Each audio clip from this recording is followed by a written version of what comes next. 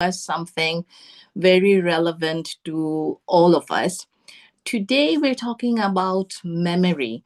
I know that a lot of our viewers, or at least a significant portion of our viewers, are students, and especially for students, memory is a big concern in this day and age.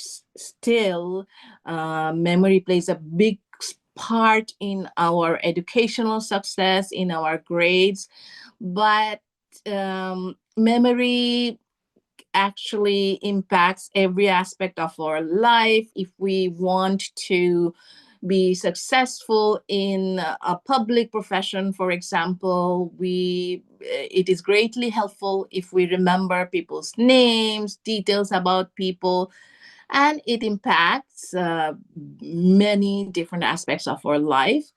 And as we said, in student life, of course, it's a big concern, because those of us who can retain things easily find it much easier to do better in tests and so on and so forth.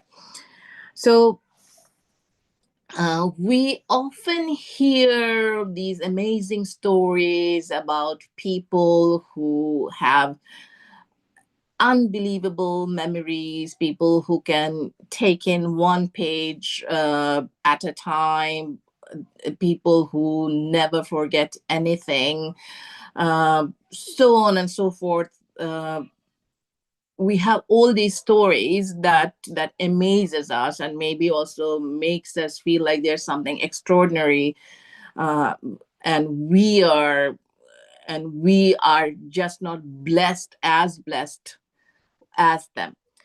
However, if you look um, deeply at people's lives, many of the people who went on to become extremely successful individuals were people who were known for their brains. Like, if I want you to mention one genius, like who is the icon, who is the ultimate genius, you'd probably mention Albert Einstein's name, right?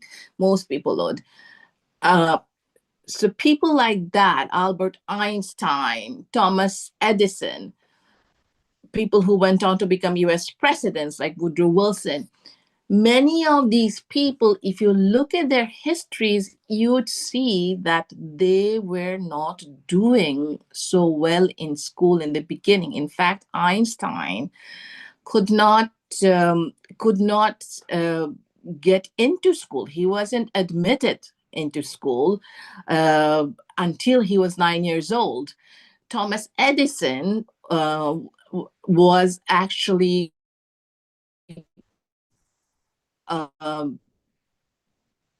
sort of he was let go from, because he was enrolled in a school, and school said, he just can't cope, and there's something wrong with him, and then he was educated at home. So there are many stories, true stories from history. If you look at it, that shows that people who are not just not doing well, people who are performing at the other extreme, people who are having a lot of problems with memory, becoming sudden, not on a sudden, but eventually becoming super successful, and having extremely powerful memories. One story that people growing up in maybe in Bengal, in Bangladesh or West Bengal, often hear about is the story of Bhupdev Goswami. So this was a boy who used to, in those days there was a particular type of schooling they used to call tolls, and in those tolls there was a master who used to teach the kids. So when Bhupdev used to go to school as a young child, he found it super difficult to learn things, to remember things. So much so that the master, the pundit, his teacher, would often scold him and rebuke him, and then at some point, maybe even like he got corporal punishment because that was accepted at that era. One day he said, listen, I don't have place for a donkey like you in my school. So in Bengali, the donkey, gadha, is a symbol of idiocy, of being dumb, of not being thick, not being very smart. It's so he just said like, I don't want a gadha, a donkey, an ass like you in my school. So you can imagine how a little boy feels when something like that happens. So he was obviously hurt. A little boy, he doesn't know what's wrong with him. He's just being himself, and he's just wondering, why is it that he is like that when the other kids are so smart? So he was thrown out of school. He feels very sad. And then he went and sat by the pond.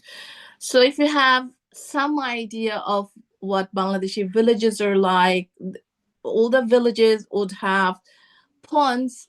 Typically, that's where people would go to bathe, people would go to wash clothes, people would go to collect water. I know it doesn't sound very hygienic now, but that's how it used to be.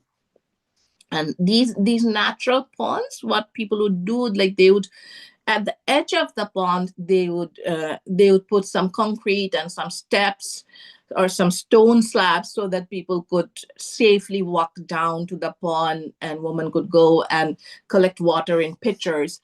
So he was sitting there, sitting that part of the pond that's been where the stone has been put on. We call it a ghat in Bangla.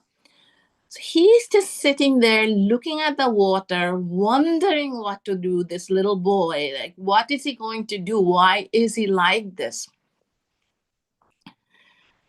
And he spent the whole day just sitting there feeling sad. Then something struck him.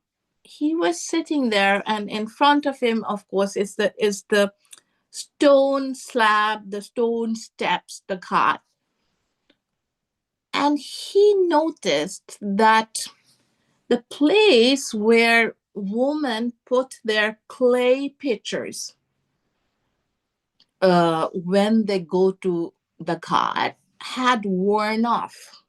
So these are things made of clay that women use to collect water, and they put it there on a regular basis. So imagine a stone is much stronger, much harder, right, than clay. But when the clay pitcher had been put there time and time and time again, he noticed that it made a dent on the stone.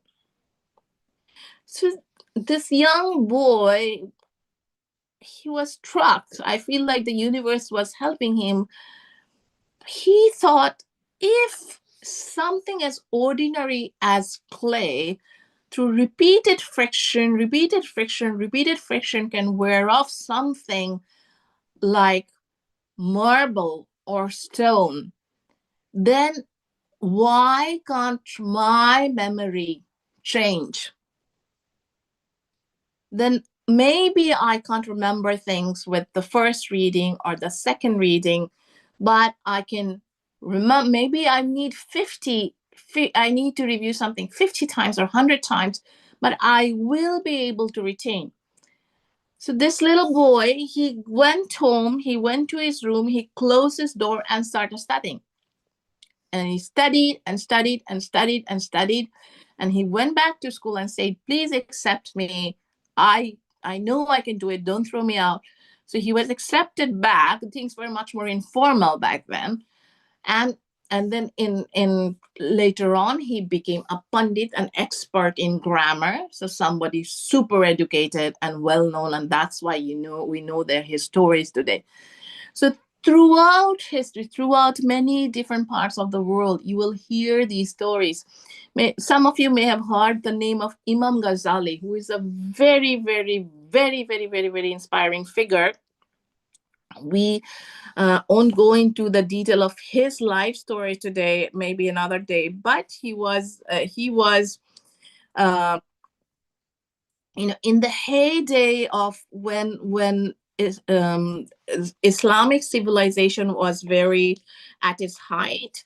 He was one of the most prominent philosophers and educationists, and he was the head of the Nizamiya Madrasa in Baghdad, which is not like the madrasas you hear about now, which was like the pinnacle of educational institutions in that era.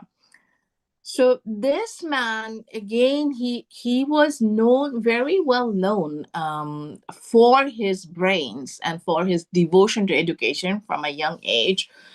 But what happened one day is he had gone off to a different city to get educated, and he was still young. I think he was still in his teens, and he was coming back, and he got robbed. A group of robbers came and took all his stuff. And when they took his stuff, he began to cry because in his stuff, with the other things, were his precious notebooks where he had written out all his study notes. So in his mind, everything that he learned was in those notebooks. So he, because again, this was a boy who was so devoted to education, he started running after the robbers, and he ran and he caught up with them, and he said, please take anything you want, take the money, take everything else, but please, please, please, please give me my workbooks, because they contain all my knowledge. So the robber chief, he said something very wise. He said, you said you want to acquire knowledge, but if you are left with nothing, if those notebooks are gone, then how can you claim to be knowledgeable? The knowledge is not yours. So he thought about it, and I actually don't know whether he got his notebooks back or not. He probably did. But from then on, he decided that he is going to learn all the things. He's going to make sure that he retains it in his mind, in his brain, and then he became very good at it. So the point I'm trying to make is, like everything else in life, memory is not fixed. Yes, some people are born with these extraordinary memories, but you don't need that. If you don't have it, you don't need that. What will change things for you is that moment, like the Goswami's life or Imam Ghazali's life, where you make that decision, and it's not a surface decision. It's a decision with your whole being, all layers of your mind, to go all in to retain things. When you make that decision that no, you're going to make something for yourself, that what you're trying to learn is important for you because it will take you to the destination where you want to go. If you feel that, the way our mind, bodies, and brains are structured, your subconscious mind, your brain will start cooperating with you. I want to tell you the story again, the true story of a contemporary person. Some of you may heard of Jim Kwik, Kwik. Okay, is his so you may have come across his videos on YouTube or somewhere else. It's a very, very interesting story. This is a little boy. For some reason, all the three stories are about little boys. I don't know why. It's just a coincidence. this is a little boy who he's American. He when he was in school as a young boy, one day someone was coming to visit the school. Something interesting was happening outside, and he tried to stand up on a chair to see what was happening, and he fell. And he fell and he hurt his head. He had a head injury. Since that head injury, after that head injury, his brain started not to function well. He couldn't focus on anything. He couldn't remember anything. He found studies extremely difficult. One day he heard one of his teachers say, "Oh, Jim, that's the boy with the broken brain. Oh, the boy with the broken brain. His brain is broken. He can't learn." So he thought about it. He thought like, "Oh, wow, that's how people see me. I'm the boy with the broken brain, whose brain doesn't function." So this boy, he really struggled with his studies. He somehow made it to university, was able to get admitted to a university, but he was about to be he was about to drop off because or be expelled because he wasn't able to cope. Then one day he went to a friend's house, and the friend's dad was a very wise man. He had a wall full of books, and he found out from Jim that he was about to drop off. And then he said, "Listen, the gap between where you are and where you want to be is the space between your 2 years. You learn how to use it and you can get anywhere you want to go." So then this Jim thought like, we all have a brain, but nobody taught us how to use our brains. Nobody taught us uh, how we don't have an owner's manual. Like, how does memory work? How does speed reading work? How does other things about the brain work? And he started just reading about memory and neuroscience and mnemonics and whatever you can find. And then he started doing well. He finished his studies, and today he is renowned as a world expert in brain functioning and memory functioning. And he goes and teaches at Google. He goes and teaches at Stanford, where all those straight A students are. He's now invited to speak to them and teach them about how to make their brain work better, their memory work better. So I'm going to today talk about this one technique that everybody can use to to remember something. So the number one point I want, if you are motivated, if you feel like I really need this to get what I want from my life, then you will see the motivation. If you have the motivation, then you will get there. But let me give you a strategy. So I will tell you 20 words, okay? I'll tell you 20 words. Try to remember those words, okay? And then I will show you a strategy and see how much you remember before and after that strategy. Okay, so this is something I actually like learned from Jim Kwik. So I'm taking the words. So the first one, the word number one is sun. S-U-N, sun. Second one is socks. Try to remember, okay? Third one, because if you do it with me, then again, that's another technique that you learn better. Third one is traffic light. Number 4 is car. Number 5 is star. Number 6 is soda.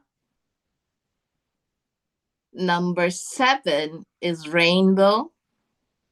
Number 8 is octopus. Number 9 is cat. Number 10 is toes. Okay, so we're gonna. I'll get to 20. Number 11 is skis. Ski. Number 12 is roses. After that is witch. After that is gold. After that is tennis. After that, number 16 is candle. After that is magazine, 17. 18 is voting booth. 19 is golf. And 20 is glasses, spectacles or glasses. Okay. So if you're interested, I will give you a little pause, because if you really are interested in working on your memory, I'm giving you 20 seconds. See how many you can remember and try to write them in the order I gave you. How many of these words can you write in the order? If you wrote down while I was saying that, you are disqualified. It wouldn't work. That amounts to cheating. You have to listen when I tell you, and then you can write down. Okay, so I'm actually going to pause for 20 seconds, and you can see how many you can write. Okay, I'm going to actually turn my video off for those 20 seconds. See if you can write.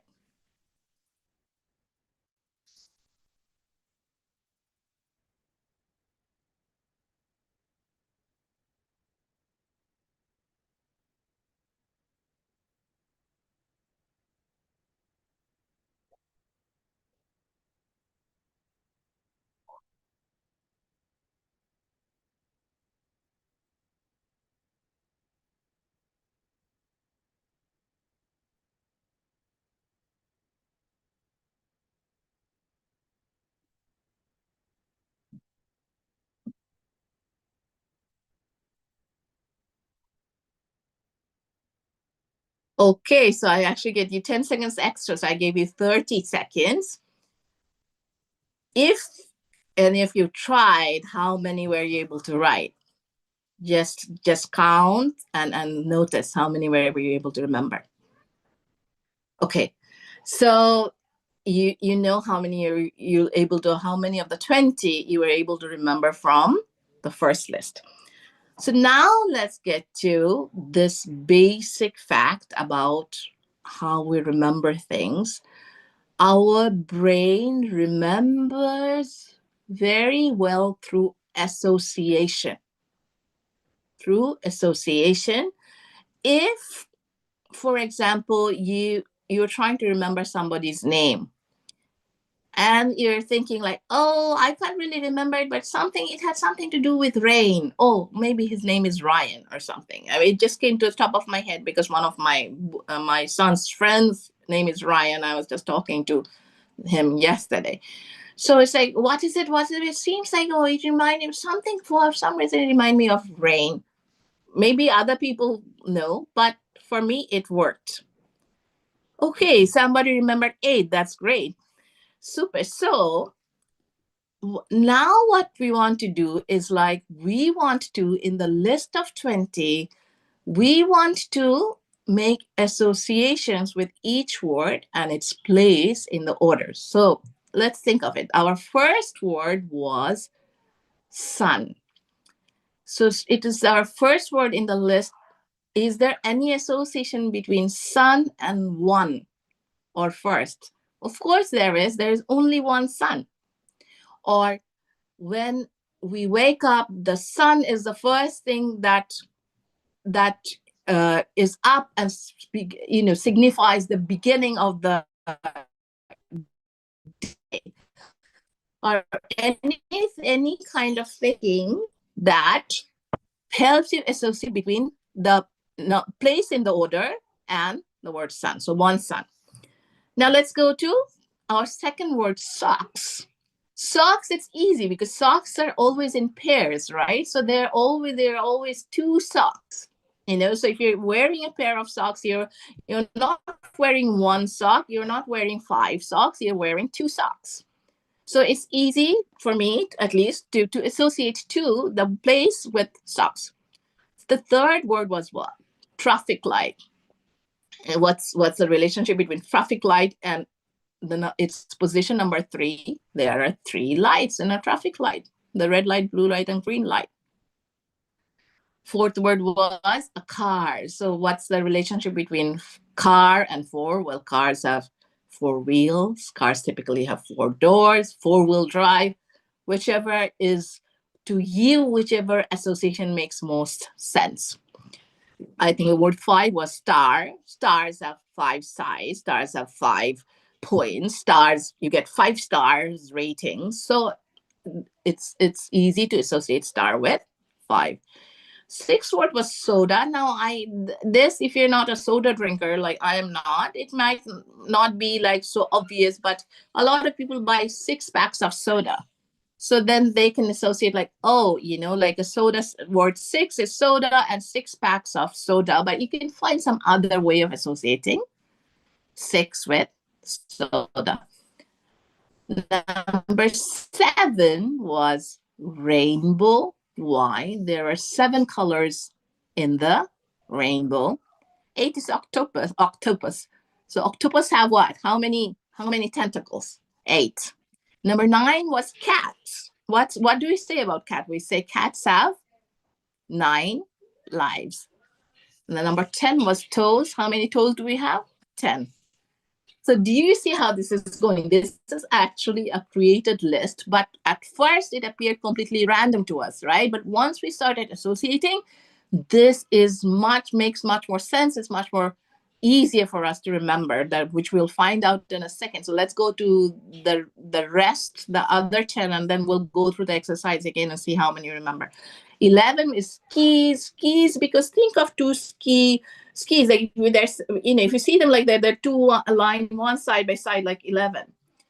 Roses are like, think of a dozen roses, like people, he gave her a dozen roses, brought her a dozen roses. So we often associate like roses with in a bunch, and often there are a dozen roses. Number 13 was witch.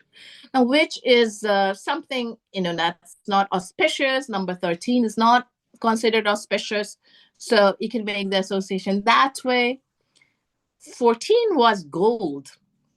So think of 14-karat gold, which is kind of sad. We should think about it. Some people should think of 24-karat gold. If I ever make a list of 25, I'll put the gold at the 20 at 24. But think of that way, like 14-karat gold. So it's in number 14. 15 was tennis. So those of you who are interested in tennis, you know that the first point, when you get the first point in tennis, you get 15, right? So it's first is love, 0. Love means 0. Tennis. And then it's 15. Tennis, 50 is the first point. Then 16 was candles. So you can think of a 16th birthday party. Often in cultures where birthdays are celebrated a lot, like people often celebrate their 16th birthday party with 16 candles.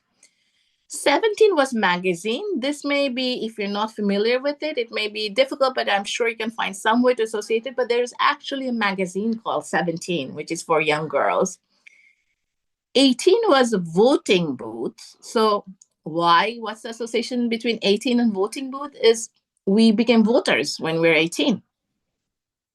And then 19 was golf. Again, this is also something that requires a little bit of knowledge of golf, but in golf, like the 19th hole is the pub house, like it's when people go and have a drink after the 19th hole.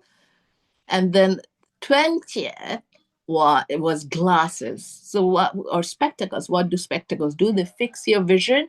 What's what we say about vision? Vision 20/20 vision, right? So that's why how we can relate glasses with 20.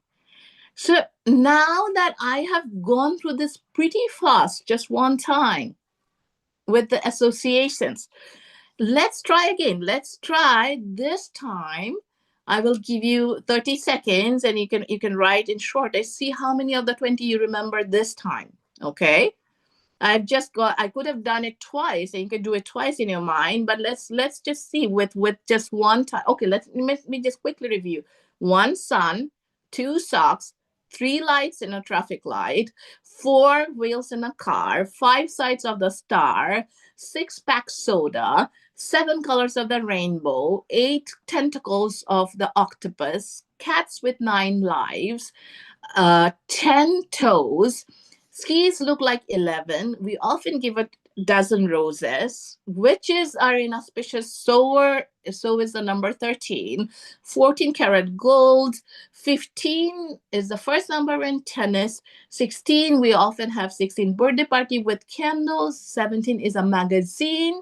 18 is a voting booth because that's when we become voters. 19 is significant in golf. That's why it's golf. And 20 is related to vision, 2020 vision. That's the 20th word is glasses or spectacles. Okay, so we just quickly reviewed. I'm going to turn on the video again and let's see this time how many we could remember. 30 seconds, okay?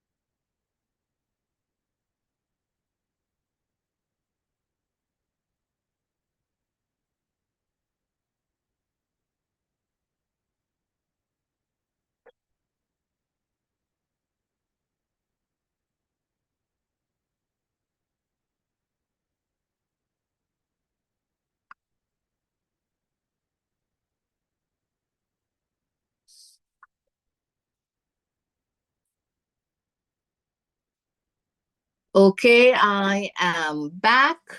As usual, this is how I was when I used to teach also, like too generous. So I give you way more than 30 seconds. But yeah, so how many did you remember this time?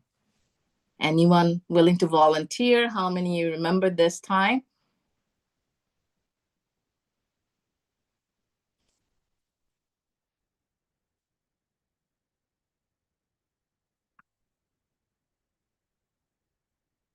All right, no worries. So I think I'm pretty sure, I'm pretty confident that you remembered way more this time when you made an association between the word, its position on the list, and the word. It's a 16. So we've doubled. We have doubled what we remembered. So we went from 8 to 16. That's amazing. Like just four missing. So this is this is a basic thing about memory is our brains remember things by association. We remember things if we can make them relevant to things we know already somehow. So if you learn somebody's name or some fact, always hook it to something else that you know. And then you will remember that thing by remembering the thing you associated it with. Okay, so I just wanted to just go into the depth of this strategy today. There are other strategies that we will go into at other times, but I hope you enjoyed it, and I hope it gives you the sense like there are so many things that we can do to improve things that we often think we can't improve. A lot of these things are really about knowing how, and people who are doing things are not necessarily as extraordinary as we think. We can do those things too. We all have the ability to do those things. Okay, so that was our uh,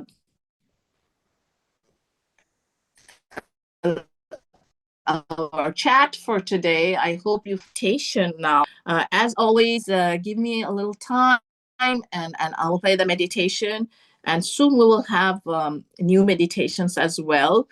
Um, but for today, let me play the future meditation for you, which is where we do our visualization for our future. 2025 is still pretty new. We're just in the second month.